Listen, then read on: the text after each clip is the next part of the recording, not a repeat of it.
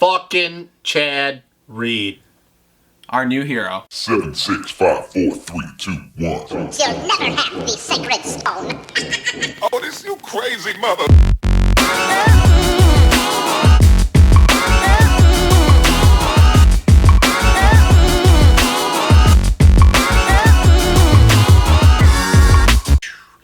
Okay, guys, welcome back to the Moto Aftermath Show here. We're going to start with something a little oddball here, I guess you'd call it. We're not jumping into any specific class, but let's talk about Justin Barcia. I'm sick of this kid. Yeah, he's definitely turning into a Vince Freeze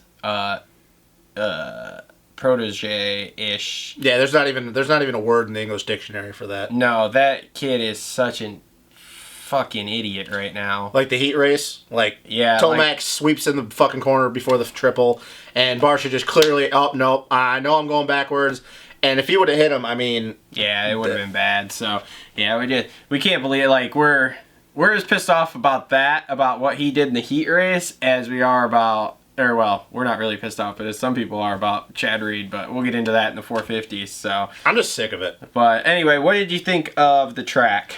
Dirt was good. Definitely typical. It's been breaking down how long the mains are. It definitely got really square-edged and thin. I mean, it was one line. I think that... it was really slow. Yeah, it was really slow. I think the whoops, and I think actually when we were watching in practice, I thought the rhythm section after the first turn, going 3 onto the table off, what the 450s was doing was going to be a separator. But I think more the section on the far side before he went into the tunnel, guys being able to go 2, 3, 3 consistently, especially in the 250 class, was more of a separator than anything, just because after that you'd have to brake so hard so you didn't go over the corner going into the tunnel.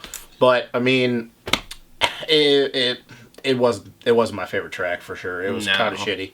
And did anybody see Barcia take the flagger out in practice? Dude. Straight demolished him. And then he stopped. They stopped. That was the big shocker as he stopped. Yep. So. But he's still a douche. Yep.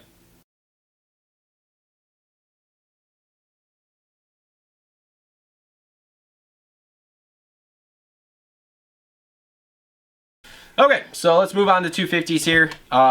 Mathematically, we're basically in a 3-man race at this point with Osborne, Jordan Smith, and Savatgy.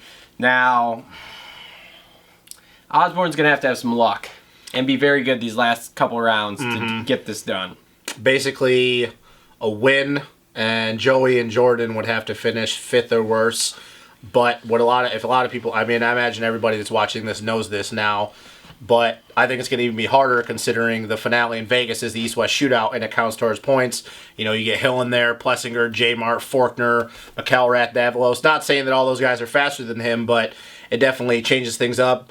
Mathematically, yes, but like I told you before we went on camera, I think it's realistically down to Joey and Jordan at this point. Yeah, pretty much, and it's just, is Savatgy going to give it away or not, is basically what's coming. I mean, how many times did he try to do it tonight? And tonight he was the fastest guy clearing away. Oh, yeah. For the first time since what? Minneapolis, since the first round. Yeah, he was the fastest guy. He continues to find new ways to try to give this championship away. I mean, the Savatgy syndrome, I'm telling you, I'm stamping that trademark. Mark it up. I'm going to get shirts made for Redbud that say, do you have the Savatgy syndrome? Here's my question, though.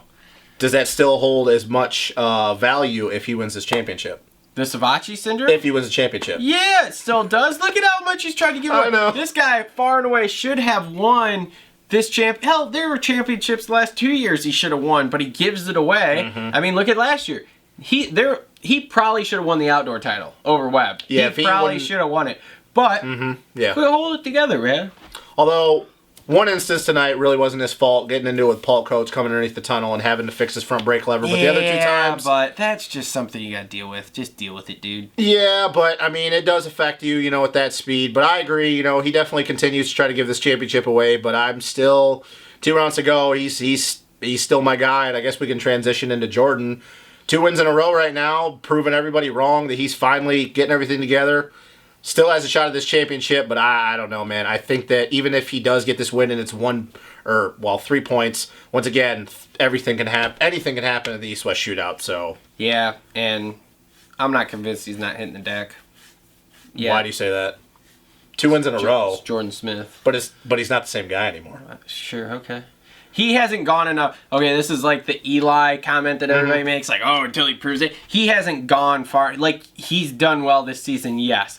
I'll give it, out of the whatever they've done, 6-7 races now, he's had, what, 2 podiums and 2 wins, and he was top 5 in the other one. So, okay, I'll give that to you. Until he goes all this season and most of the outdoors without hitting the deck.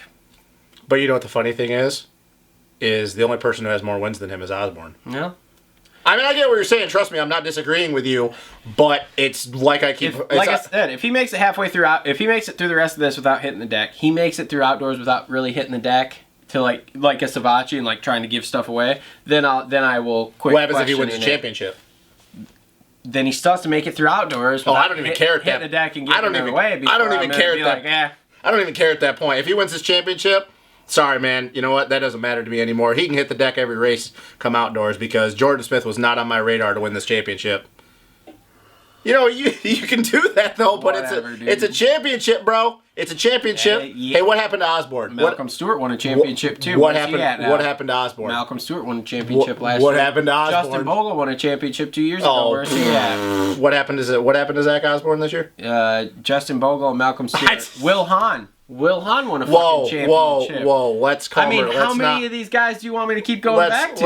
Let's not harp on Wilbur. You want me to keep going back? Christophe Pourcel is one of the winningest 250 riders ever. Okay, Christophe Pourcel has made a lot of money though. He's one of the winningest 250 riders Which ever. point? What has he done? Which point? What has he done? He's done a lot of things. He's one of the most winning 250 guys. Okay, what has he done once he got out of 250? Made millions of dollars. And now he's racing in Canada.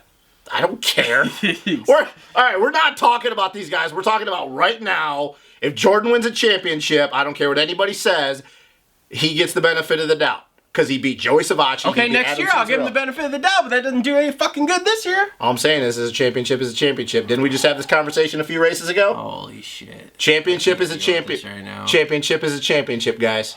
Championship is a championship. I can't deal with this. Just walk away.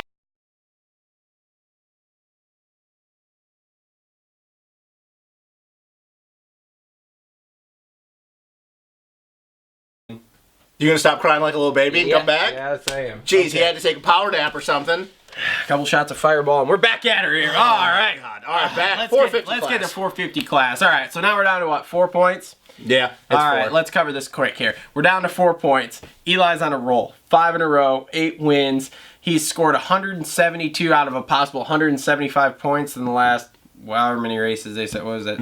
8 races, whatever. All right. I mean, are the Dungey fanatics gonna just finally give it up? Like, no, they're not. I'm sick. We know why.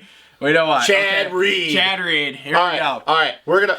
You know what? Since we're trying to shorten these videos up right now, we don't really have too much to say after this, but we're gonna go into this right now. I'm gonna give my take. He's gonna give his take.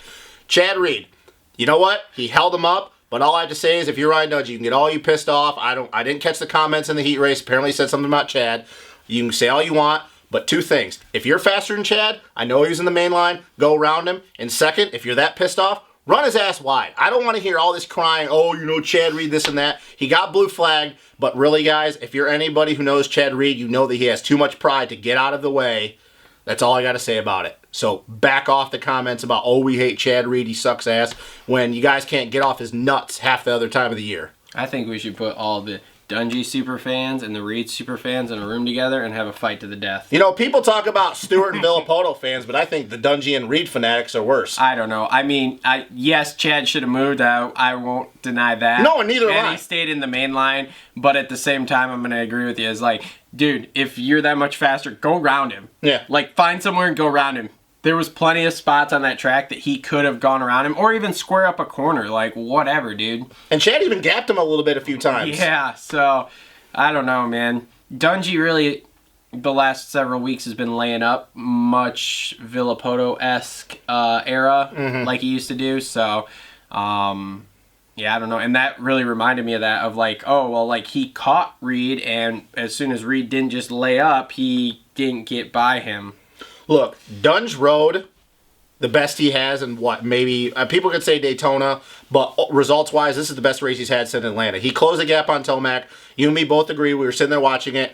Eli got a gap, sprinted away, pulled enough of a gap where he could afford to lose some time, and we knew he would pull the trigger again if Dunge closed the gap. So Dunge, you know what, hats off to him. He picked it up after everybody's been hounding him for a few weeks.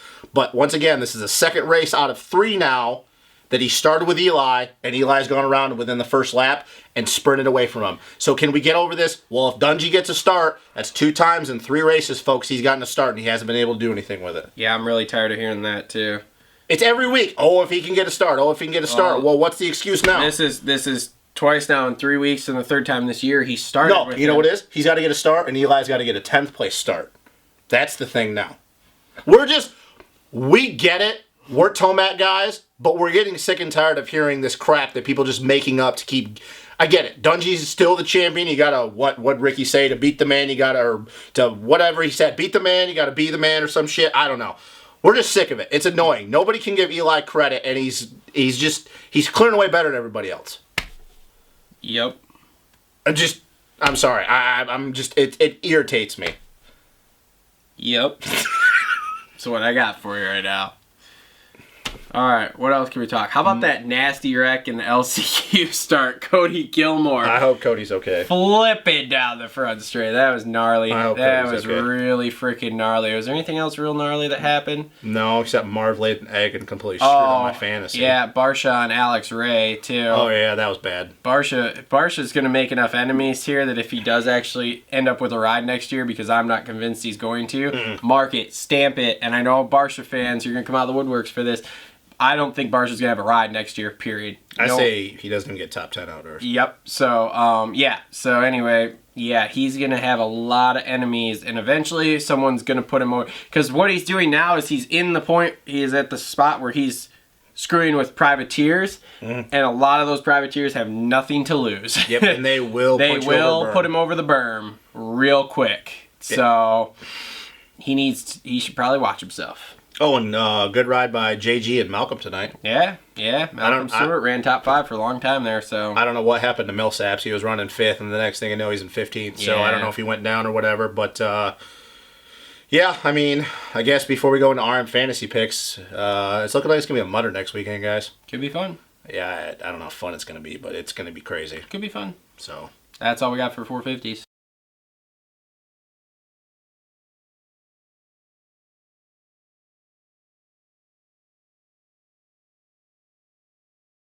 All right, let's move into fantasy. We pretty much shit the bed on fantasy this week. We probably both got 40 points maybe? Maybe, because we both had Anderson, Marv, and Dunge in the top 5. We had Eli winning, so we got those 25 points. Neither of us got the wild card in 14th, because that was Cooper Webb, and I had Justin Brayton, and you had Malcolm. So, yeah, so we maybe got 40 points. Really, like I said, shit the bed on this one. Although I'm probably in 3rd now, so that's cool. Ahead of me? No, you're in 2nd. I was like... Matt's still in 1st, you're in 2nd. Yeah. Glenn was in front of me, but I was only back by 5 points. Maybe. Who knows? They might have put Dungy 2nd. He might have. Anyway, moving forward, obviously we're shooting this right after the race here. We don't have any idea what the wild card is for next week. Honestly... I'm going to waffle on this until I see what the weather is going to be like, because the weather is going to be a huge determining factor to how I pick this. If the weather is okay and we end up with a normal track condition, then I go with my same top 5 picks, Marv, Dunge, Baggett, Eli, and Sealy. Yeah. However, if it's raining... And a mutter, which it could be. I'll give you a little bit of a hint. They said Saturday. I looked at the forecast, and they literally said it's supposed to rain every day this week. Yeah. So if it is a mutter, that's gonna change everything. So you wanna give your dry picks and your wet picks? Well, my dry picks would be the same as normal that I just went over. My wet picks. Yeah.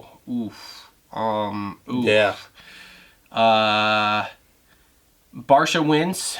Chad Reed's 2nd. And he's not making that up because he said it earlier, so he actually did. Because Barcia's really good in the mud. Maybe Eli 3rd. I don't know who's good in the mud, honestly. I'd have to go back and watch the Budds Creek race from 2 years ago. Baggett's pretty good in the mud. So maybe still keep Baggett. I don't know. If it's raining, it's all bets are off. Okay. So what do you got? Well, knowing that with it being Seattle and it still being really cold there, and it's more than likely going to be a mudder, I'll just go ahead and, like he said, it's kind of winging it. I mean, I don't know the wild card, so I'll assume it's a top 10 pick, so like 7th or 8th. I'll go ahead and say Bogle, just because Justin's okay in the mud. If it's really deep ruts, then I don't really know. In top 5, I don't care if it's mud or not. I think, you talk about the big mo, the momentum. You still got to go with Eli. Even if it's a mud race, his bike's dialed in. I'm going to have to go Eli, Baggett, Barcia, Dungey. Man, that's tough. You know what? For the hell of it, I'll just go, because I know he's good in the mud, I'll go Justin Brayton. I mean, I can't. Yeah, no, Marv's not a good mud rider, so No. that's not going to happen. And I mean, you don't know. Anything could happen. I mean, literally, like, I know we joke around about certain guys that could win or can't win, but it's a joke. If it's a mudder, I mean, Davey Millsaps could win it. If he gets a start and everybody crashes, like, he could. It's a mud race. Anything can happen.